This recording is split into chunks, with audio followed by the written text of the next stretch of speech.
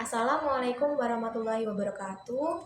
Pada kesempatan kali ini saya akan mempresentasikan hasil pengamatan saya yaitu Project Method Morfologi 2025 dengan komoditi kacang tanah Aracis hipogayae familia Fabaceae. Sebelumnya perkenalkan, nama saya Laila Ajana dengan NPM E1J024063 dengan dosen pengampu Ibu Profesor Dr. Insinyur Dwi Wahyuni Ganevianti, Magister Sains, Program Studi Agroekoteknologi Fakultas Pertanian Universitas Bengkulu tahun 2025.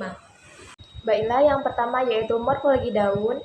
Daun sendiri memiliki fungsi yang pertama sebagai tempat terjadinya fotosintesis, yang kedua sebagai organ pernapasan atau respirasi yang terjadi di stomata, yang ketiga tempat terjadinya gutasi, yang keempat tempat terjadinya transpirasi, yang kelima tempat pengelolaan makanan, yang keenam sebagai pengambil zat-zat makanan atau resorpsi terutama berupa zat gas CO2. Pada daun kacang tanah memiliki dua bagian yaitu helaian daun lamina, yang kedua tangkai daun petiolus. Berdasarkan kelengkapannya, daun kacang tanah termasuk daun bertangkai karena hanya terdiri atas tangkai dan helaian saja. Daun kacang tanah termasuk daun majemuk, menyirip genap atau tetrapolia. Daun kacang tanah berbentuk bulat memanjang, ujung daun runcing, pangkal daun membulat, tulang daun sejajar, tepi daun rata, daging daun seperti perkamen, tipis tetapi cukup kaku, warna daun hijau tua, permukaan daun sedikit berbulu atau pilos. Selanjutnya, morfologi bunga. Bunga sendiri memiliki beberapa fungsi yaitu sebagai polinasi dan fertilisasi. Yang kedua, untuk propagasi keturunan atau penyebaran. Bunga kacang tanah termasuk bunga lengkap karena memiliki kelopak, mahkota, putik, dan benang sari. Bunga sempurna atau tidak. Bunga kacang tanah termasuk bunga sempurna karena memiliki putik dan benang sari. Bunga tunggal atau majemuk. Bunga kacang tanah termasuk bunga majemuk dengan susunan bulir. Bunga tunggal atau majemuk. Bunga kacang tanah termasuk bunga majemuk dengan susunan bulir. Pada bunga kacang tanah termasuk berumah satu karena memiliki bunga jantan dan bunga betina pada satu individu. Letak periantum pada bunga kacang tanah yaitu hipogin. Hiasan bunga tertanam pada bagian dasar bunga yang lebih rendah daripada letaknya putik. Simetris bunga. Pada bunga kacang tanah termasuk bilateral simetris, yaitu setangkup menurut dua bidang. Bentuk reseptakulum berbentuk mangkok. Pada bunga kacang tanah berbentuk asimetri karena tidak dapat dibagi satu bidang. Bentuk mahkota. Pada bunga kacang tanah berbentuk mahkota kupu-kupu. Benang sari memiliki banyak benang sari. Bentuk kelopak bunga kacang tanah berbentuk asimetri karena tidak dapat dibuat satu bidang. Bentuk mahkota mirip seperti kupu-kupu. Benang sari banyak. Kepala putik. Satu bunga memiliki satu kepala putik. Penyerbukan bunga kacang tanah melakukan penyerbukan sendiri. Perantara penyerbukan bunga kacang tanah dibantu oleh angin dan serangga. Selanjutnya, morfologi buah.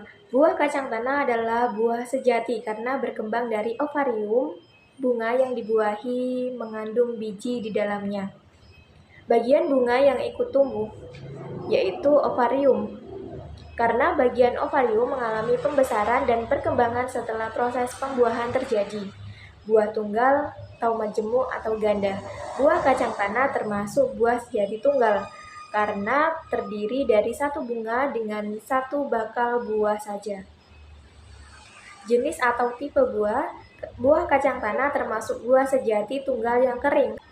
Selanjutnya, morfologi biji. Karakteristik kulit biji kacang tanah: kulit luar tipis, kulit tengah berkayu dan keras, kulit dalam tipis berselaput. Biji kacang tanah berada di tengah-tengah buah atau endokard. Jumlah daun lembaga kacang tanah ada dua karena kacang tanah termasuk tanaman dikotil yaitu biji berkeping dua. Tipe perkecambahan. Kacang tanah memiliki tipe perkecambahan epiga karena kotiledon terangkat ke atas tanah. Selanjutnya, morfologi batang. Tumbuhan jelas berbatang atau tidak. Pada batang kacang tanah termasuk jelas berbatang. Kemudian bentuk batang. Bentuk batang kacang tanah bulat, permukaan batang berambut atau pilosus, arah tumbuh batang serong ke atas atau condong.